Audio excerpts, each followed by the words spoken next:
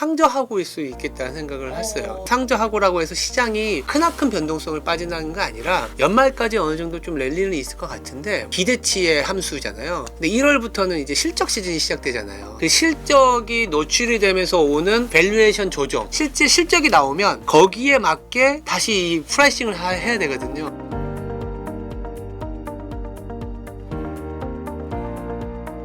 네, 빅터뷰 시작하겠습니다. LS증권 신중호 경영전략본부장께서 나와주셨습니다. 안녕하십니까? 네, 안녕하십니까? 네, 저희 첫 번째 질문부터 들어가 볼까요? 네. 그 미국의 이제 셧다운으로 인해서 계속 좀 지표들이 늦어지고 있잖아요. 그래서 이제 뭐 고용이나 물가지표 지금 나오는 거에 대해서 어떻게 봐야 되는지 궁금한데, 그리고 또 이제 연말에 지금 시장 분위기는 어떻게 좀 바라볼 수 있겠다고 생각하세요?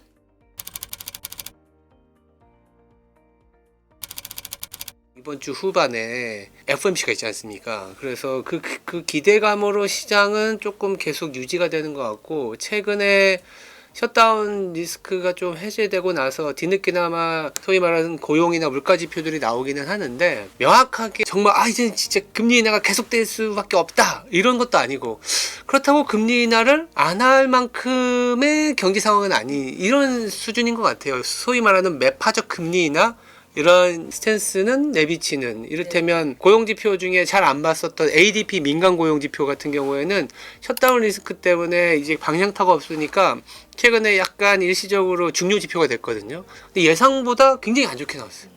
그러면 금리를 내릴 수 있는 거 아니냐라는 생각이 지금 시장까지 올라왔는데, 그리고 간밤에 나왔었던 물가 지표 중에 이제 기대 인플레이션이 있거든요. 근데 기대 인플레이션 또 3%대를 소위 말하는 약간 높은 수준이 이제 유지가 되니까, 이거 금리를 한번 내리더라도 내년 연초반에 과연 내릴까라는 고민이 좀 있는 것 같아요. 그래서 지금은 매파적 금리 인하의 어떤 그림으로 12월에 한 25bp 4%에서 좀 내려가는 그런 모습일 것 같고, 시장은 매파적 금리 인하라서 변동성이나 주가가 빠질까 이런 것보다는 경제가 소위 말해서 하드랜딩으로 가는 건 아니니까, 여기서 AI와 관련된 뉴스가 계속된다면 연말까지 산타 랠리가 유지될 수 있지 않을까라는 그런 기대를 하고 있습니다. 매파적 금리 인하라는 말씀을 해주셨는데요. 작년 이맘때 딱 나왔던 얘기잖아요. 예, 작년에도 이맘때 그랬어요? 네, 좀 트라우마가 있는 것 같은. 작년에 근데 많아요. 올해 넘어올 때 나빴나요? 인하는 해주겠지만 내년에는 뭐 어떻게 될지 몰라. 그래서 좀 긴장감을 주었는데 또 근데 작년에는 올해는, 올해보다 경기 침체 리스크와 이코노미스트라든지 시장 참여자들이 경기 침체가 이번엔 진짜 온다 이런 얘기들을 많이 했었던 것 같아요. 그래서 지금은 경기 침체라는 얘기보다 되려 버블이냐 아니냐라는 얘기를 하는 거잖아요. 그래서 시장이 이 어떤 그 느낌은 좀 다른 것 같아요. 금융위기나 코로나나 내지는 IT 버블 때 부러졌을 때가 경기 침체에 대비한 대규모 실업 사태에 대비한 금리 인하였거든요. 지금은 금리 인하는 해야겠는데 경제 상황이 그 정도는 아닌 것 같아 라는 거니까, 오히려 시장은 버블을 고민하는 거죠. AI 내러티브가 형성되는 상황에서 금리 인하가 단행이 된다면, 이거 자칫 버블을 더 불쏘시개 역할을 하는 거 아니냐 이런 얘기가 나오는 거라, 작년하고 올해하고는 조금은 느낌은 좀 다른 것 같아요. 산타 랠리의 가능성은 이번에는 얼마나 보십니까? 우리가 11월에는 약간 먼저 매를 맞았다는 생각이 들거든요. 그 어느 때보다도 가열차게 AI 버블에 대한 논란이 굉장히 심했었거든요. 근데 공교롭게도 그 구글의 TPU가 나와주면서 이 어떤 얘기를 하는 거냐면, 새로운 투자에 대한 기대가 계속 추가가 되고 있는 것 같아요. 지금은 누가 뭐라 그래도 기업 투자와 생산성에 의한 공급 중심의 경제 상황에 대한 베팅이고, 이게 유지된다면 시장이 가는 거거든요. 근데 거꾸로 연말 소비, 고용, 경제 개선 이런 걸로 올라가는 건 아니죠. 그러니까 정말 고용 시장이 괜찮아져서 시장이 올라갑니다, 연말 랠리가 됩니다, 이런 느낌은 저는 아니에요. 그래서 지금 연말에 랠리, 크리스마스 랠리가 가능하다라고 말씀드리는 이유도, 시황에서는 크리스마스, 블랙 프라이데이부터 시작해서 연말 쇼핑 시즌에 대한 기대가 일부 있는 건 맞지만, 메인은 결국 그 AI를 비롯한 기업 투자 중심의 그림이 더 유지될 수 있다. 금리를 내려준다라는 거는 그 금리를 내렸을 때 내려준 비용을 세이브한 거를 돈을 돌려야 되잖아요. 대출을 일으켜야 되는데 그 대출을 일으킬 수 있을 만한 그게 AI 밸류 체인이라는 얘기를 드리는 거죠. 작년에는 금리가 지금보다 더 높았고 AI에 투자할 수 있는 힘, 현금 흐름이 있는 기업들 위주로 갔었거든요. 그게 이제 빅테크, 뭐 매그니피션트 7, 뭐 이런 M7 기업들인데 그 이후에 실제로 AI가 생산성 혁신에 도움이 된다. 그리고 각국의 정부가 그쪽에 더 엣지 있는 어떤 그 예산을 뭐 부여한다. 아니면 각국의 정부가 뭐 정책적으로 더 드라이브를 건다. 이런 것도 있고 실제로 더 AI 채택률에 대한 기대가 높아지니까 흔히 얘기하는 클라우드라든지 전력이라든지 이런 것들이 계속 자가 발전하면서 확장이 되고 있잖아요. 클라우드 업체, 네오클라우드, 오라클 같은 경우 대표적이지 않습니까? 오라클 같은 경우에는 이익이 나진 않아요. 다만 GPU를 담보로 투자하고 클라우드 서비스를 제공해주고 또 다시 투자하고 이게 확산이 되고 있는 거죠. 그래서 올해도 보면 빅테크들이 나쁜 건 아니지만 그 빅테크로 인해서 밸류체인이 확산된 나머지 베타 큰 기업들이라고 하거든요. 그 기업들로 이제 더 확장이 되는 거죠. 네. 그럼 가지고 계신 분들은 계속 가지고 계시면 되는 건가요? 아니면 그렇겠죠. 줄이고 다른 쪽으로 조금 더 확대를 해야 되는 건가요? 그 비중 조절을 조금 수정할 필요가 있을까? 그런 게 연말 연초에 되게 궁금증이 그러니까 많으시더라고요. 모르면 큰형님. 이하는 올해도 뭐 한국 증시 얘기지만 그냥 코덱스 200 사놓았으면은 대박이었는데 네. 근데 코덱스 200을 끌어올린 게 사실은 삼성전자 하이닉스였지 않습니까? 물론 그거보다 더 많이 오른 종목도 있는데 찾기는 어려울 것 같아요. 누가 봐도 너무 뻔한 논리지만 AI와 관련된 밸류체인에 수혜를 볼 수밖에 없다라는 건 알고 있어요. 그 종목을 사는 거는 미국도 마찬가지인 것 같아요. 뭐 엔비디아라든지 구글이라든지 하다못해 약간 아마존이라든지 이런 소위 말하는 M7 기업들 중심으로 투자하는 것이 지금의 상승, 시장의 전체적인 상승이 유지된다면 그걸 끌고 가는 상승은 주도주일 수밖에 없습니다. 기존 주도주. 근데 나머지 주도 업종으로 변경되는 사이클은 지금의 상황이 끝난 다음 우리가 흔히 얘기하는 10에서 15% 이상의 크나큰 변동성이 있고 나서의 상황이기 때문에 지금으로 따져보면 글쎄요, 뭐 소위 말하는 주도 업종의 50% 이상을 갖고 가야 되는 게 지금 상승을 그래도 잘 따라갈 수 있지 않을까. 네, 이렇게 보고 있습니다. 모르면 큰형님. 네.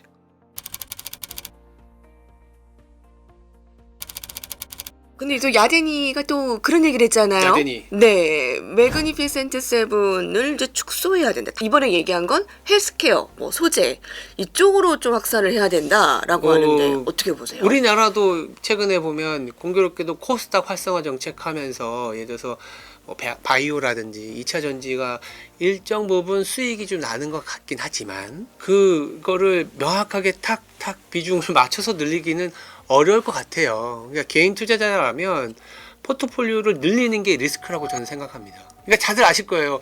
이거 내가 투자하고 있었는데 이것도 좋아 보여 해서 딱 사면은 이거 어느 순간 물리면 이거 어떻게 해야 되지? 늘리면서 계속 리스크가 커지거든요. 그러니까 지금 내가 주도 업종이라고 하는 뭐 너무나 뻔한 종목들이지만 이것만 갖고 있으면 될까라는 생각이 그거를 컨트롤하는 것만으로도 포트폴리오를 관리한다고 저는 생각합니다. 예, 저도 이제 개인 투자자 입장에서 얘기해 보면 예를 들어서 저도 이제 뭐 삼성전자를 사고 있었거든요. 연초부터 계속 있었어요. 그걸 계속 갖고 있는 게 훨씬 나았었던 것 같아. 왜냐하면 충분한 어떤 공부와 이런 게 안 된 상황이라면은 늘리는 게 지금은 리스크라고 봐요. 늘리는 게 리스크를 늘리는 거다. 아셨죠, 여러분? 트럼프의 과연 꼭두각시가 될까요? 내년에 새롭게 연준 의장으로 햇셋이었나? 지명이 될 예. 햇싯 지금은 위원장. 예, 네. 꼭두각시까지는 아닌 것 같고. 금리 인하를 굉장히 지금 주장하는 인물이잖아요. 그러니까 백악관 경제보좌관이기 때문에 당연히 연준 의장으로 취임을 할 경우엔 내 사람이다라는 거를 트럼프는 막 좀 소위 말하는 강요 내지는 뭐 지시를 할 텐데 그래도 우리가 왜 영화에서도 명분이 있어야 되지 않겠습니까? 라는 얘기를 많이 하잖아요. 금리 인하하려면 명분이 있어야 돼. 그 명분이 있어야 FOMC에 있는 연준 의원들을 설득할 수가 있는 거죠. 연준 의장이 아니 나 이거 금리 인하할 거야라고 혼자 투표해봐야 나머지 FOMC 연준 의원들이 매파적으로 지금 금리를 내린다라는 거는 물가가 이렇게 높아지는데 금리 인하로 인한 인플레이션의 우려는 괜찮겠습니까? 그러니까 지금 그게 참 그 적정한 것을 참 조절하는 잘 해야 게 되죠. 예. 그게 근데 물가가 아무래도 금리 인하를 하게 되면 물가 상승률을 자극을 할 수 있다라는 네. 게 근데 무조건 금리 인하한다고 물가가 올라가는 건 아니에요. 우리가 옛날에 2010년에서 15년 사이에 보시면 그렇게 돈을 풀고 그렇게 금리가 제로 베이스였는데도 물가는 안 올랐어요. 소위 말하는 사람들의 센티멘트가 중요한데 지금은 일정 부분 센티멘트가 약간 금리가 낮아지게 되면 올라갈 수 있다라는 기대 심리가 생겨 있는 건 맞거든요. 다만 이게 닭이 먼저냐 달걀이 먼저냐 이슈일 수 있는데 AI나 기업 투자에 의한 생산성이 물가의 상승을 더 뛰어넘거나 내지는 물가 상승을 통제하는 이슈로 가면 아, 이 정도 물가 상승에도 경제는 버틸 수 있어. 이런 얘기가 될 수 있거든요. 거꾸로 돈만 좀 풀었고 금리 낮춰서 대출이 막 돌아다니는데 생산성에 대한 개선 효과는 없고 이 사람들의 그냥 기대 인플레이션만 높였다 그러면 물가가 이제 걷잡을 수 없는 어떤 방향성으로 갈 수 있는데 지금 단계에서는 실업률이 어느 정도 높은 상황이고 K자형 회복이 저는 내년 중반에도 계속된다고 보거든요. 왜냐하면 최근에 고용시장을 보면 내년에 미국의 경제 포인트는 K자형. 지금도 K자인데 네, 내년에도 그러니까 AI라는 거는 사람이 많이 들어가는 거를 대신하는 거일 수도 있는 거잖아요. 다만 이제 새로 신규 채용을 할 때는 숙련된 노동자를 찾아야 되는 거라서 아직은 이 그 확실하게 AI로 인해서 신규로 고용이 창출되는 것까지 가지는 못한 것 같아요. 다만 기업들이 AI를 도입하면서 어떤 투자가 되는 건 맞고 그래서 기존에 있는 일자리에서 고용이 막 늘어나진 않거든요. 그래서 지금 보면 고용도 늘어나지 않는데 해고자도 많지 않은 약간은 고용 없는 성장이 계속되는 구간이다 보니까 그러면 물가도 고용이 활발하지 않음을 반영해서 그렇게 높게 형성되지는 않을 것 같아요. 네. 물가라는 게 내가 고용이 유지되고 더 늘어나고 내가 고용 일자리가 많아지면 지금 있는 회사에 나 연봉 올려달라고 얘기하면서 그 소비에 대한 진작을 할 수 있는데 지금 그 수준은 아니거든요. 그래서 내년 상반기까지만 놓고 보더라도 물가에 대한 기대치는 아니면 물가에 대한 걱정은 크게 하지는 않아도 될 것 같다. 이렇게 말씀드리고 있습니다.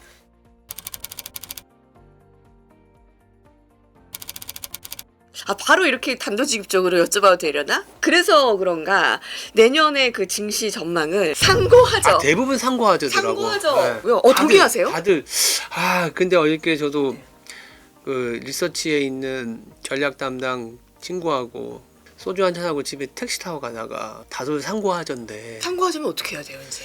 지금부터 계속 달려나가는 거예요. 야, 이 다들 상고하자라고 하니까 상저하고일 가능성은 없을까? 이런 생각도 해봤거든요.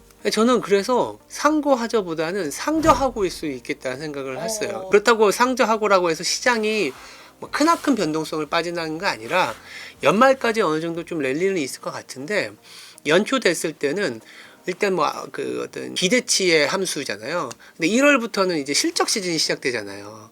실적 시즌이 시작이 됐을 때 그 실적이 노출이 되면서 오는 밸류에이션 조정. 제약바이오 투자할 때 실적 시즌이 가장 큰 리스크 기간이에요. 이렇게 될 것이다. 이런 기대가 있을 것일 때는 계속 밸류에이션을 주는데 실제 실적이 나오면 거기에 맞게 다시 프라이싱을 해야 되거든요. 그때 눌리고 오히려 더 네, 반응을 그렇지 할 수 않을까. 있겠다. 예, 1, 2월이 오히려 실적이라든지 연준 의장이 확실히 바뀌는 부분이라든지 금리 인하가 일단 12월에 한 번 됐기 때문에 금리 인하에 의한 상승은 왔어. 근데 앞으로는 이 실적과 경제 지표를 그래도 한 두세 달은 봐야 되지 않겠니? 뭐 이런 어떤 느낌으로 시장이 가지 않을까 생각하고 있습니다. 역발상이네요. 일부러 그런 건 아닌데 상고하더라고요. 네. 이제 내년 이제 초반까지 가고 좀 연말에 이벤트가 좀 힘이 딸리면 좀 주식도 상고하저가 아니겠느냐라는 의견이 있는데 많이들 그렇게들 얘기하시고 또 신주고 본부장님께서는 1월에 실적 시즌에 밸류에이션 조정 네, 있을 수 있다. 있으면, 네. 왜냐하면 그 연말까지 좀 랠리가 있다면 그때 약간 밸류에이션 조정이 좀 있을 수 있다. 시나리오를 다양하게 생각을 해봐야 되겠네요. 그렇죠. 그래서 만약에 연말 랠리가 없다 그러면 1월에는 오히려 그때부터 출발할 수도 있을 것 같고, 근데 이 연말 랠리가 있다 그러면 1월에 조금은 고민을 해봐야 하지 않을까라는 생각을 갖고 있습니다. 한 가지만 예상했다가 또 그게 안 맞아 떨어지면은 또 당황스럽잖아요. 그럴 수 그리고 있죠. 투자자들은 여러 좀 방면으로 대비를 네. 해야 되니까요. 맞습니다. 그 연준의 행보는 금리 인하인데 일본은 또 금리 인상설이 돌고 있습니다. 맞아요. 구조적인 위험을 어떻게 대비를 해야 됩니까? 그러니까 우리나라 투자자들은 참 트라우마에 약해요. 네, 그 엔캐리 작년 트레이드라는 8월이었나? 네, 그것에 그때. 대한 위험 뭐 또 괜찮다라는 또 의견도 있는데 일시적 위협이라고 보십니까? 아니면 어떻게 보세요? 작년하고 지금하고 매크로의 환경이 좀 다른 게, 물론 그때도 BOJ가 서프라이즈하게 금리 인상을 해버리고 연준이 금리 인하를 해줘야 된다라는 어떤 시장의 요구가 있었는데 금리 인하를 안 하고 넘어갔거든요. 그러면서 시장이 한바탕 출렁이고 오히려 9월 가서 연준이 금리 인하를 내려줬어요. 그 말은 뭐냐면, 만약에 지금 엔캐리로 인한 주가의 변동성이 있다 그러면 그때 연준이 금리 내려줬어. 결국엔 이게 먼저 땡겨 오는 거죠. 그러니까 변동성이 작아질 수가 있는 거죠. 그리고 그때는 연준의 금리 인하에 대한 그런 내러티브가 경기 침체가 지금 눈앞에 있는데 내려야 되지 않겠니라는 거였거든요. 근데 지금은 경기 침체에 대한 우려를 하고 있는 건 아닌 것 같아요. 그때는 미국하고 일본의 금리 차가 굉장히 축소됐었거든요. 왜냐하면 미국의 금리가 내려갔다라는 거는 이 디플레이션, 경기 침체에 대한 프라이싱으로 미국의 금리가 내려갔었고, 일본은 금리를 올리다 보니까 이제 단기물이 올라갔었거든요. 근데 이 금리 차가 역대급으로 좁혀지다 보니까 엔캐리 자금이 청산되는 그런 이슈였는데, 지금 보면 미국 금리가 굉장히 높은 상황이에요. 그렇지 않습니까? 그래서 이런 금리 차만 놓고 보더라도 다른 거죠. 이번에 12월에 FOMC에서 금리 인하는 뭐 잘 될 것 같은데 의외로 뭐 10년물 국채 금리는 안 내려요, 같이. 안 내려가고 네, 있죠. 주말 사이도 그렇고 오히려 반등의 모습을 보이거든요. 네. 그거는 어떻게 해석하면 돼요? 이게 지금 금리를 내린다는 거는 금리를 내리면서 좋게 해석하는 거잖아요. 돈을 못 빌렸었던 경제 주체들이 돈을 빌릴 수 있는 환경이 생기는 거지 않습니까? 그러면 돈을 빌리면 어떻게 되나요? 돈이 돌아다니다 보면 물가 상승 압력이 높아지지 않겠습니까? 좋게 해석하면 경제가 성장하지 않겠습니까? 그러면 지금 당장 금리 내리는 거는 당장 경기가 활성화되는 건 아니지만 시차를 두고 경기가 확장이 될 수 있다는 거죠. 그러면 지금 금리 인하는 단기물은 내리는데 장기물은 끌어올릴 수가 있어요. 왜냐하면 경기 성장, 경기에 대한 기대 인플레이션이 높아지니까. 그러면 장단기 금리 차가 벌어질 수가 있는 거죠. 아까 이제 앵커님이 질문하신 장단기 금리 차가 벌어지면 어떤 게 좋습니까? 라고 하셨거든요. 장단기 금리 차가 벌어지면 은행주들이 좋죠. 은행주. 왜냐하면 단기로 자금을 빌려서 장기로 빌려주잖아요. 올해도 나쁘지 않았죠. 그렇죠. 근데 단기로 빌려서 장기로 빌려주는 입장에서는 NIM, 순이자 마진이 벌어질 수가 있죠. 그럼 은행이 NIM이 벌어지면 은행 입장에서는 돈을 더 빌려줄 수가 있는 거죠. 그래서 단기가 낮아지고 장기가 올라가게 되면 돈이 돌고 경기에 대한 기대치가 더 생기고, 그 상황에서 은행권에서 대출할 때가 생기면, 근데 지금 제 생각에는 AI에 투자하겠다고 하는 그런 기업들의 미국의 은행들이나 한국의 은행들이 모험 자본이든 정책 자금이든 아니면 시중에 자기들의 자의적인 판단이든 빌려주려고 할 거라고요. 그렇지 않겠습니까? 그렇게 해석하면 장기물이 그래서 떨어지지 않는 구간인 거다. 이렇게 말씀드릴 수 있는 거죠. 당분간 또 이어질 것이다. 네, 네, 그렇게. 네.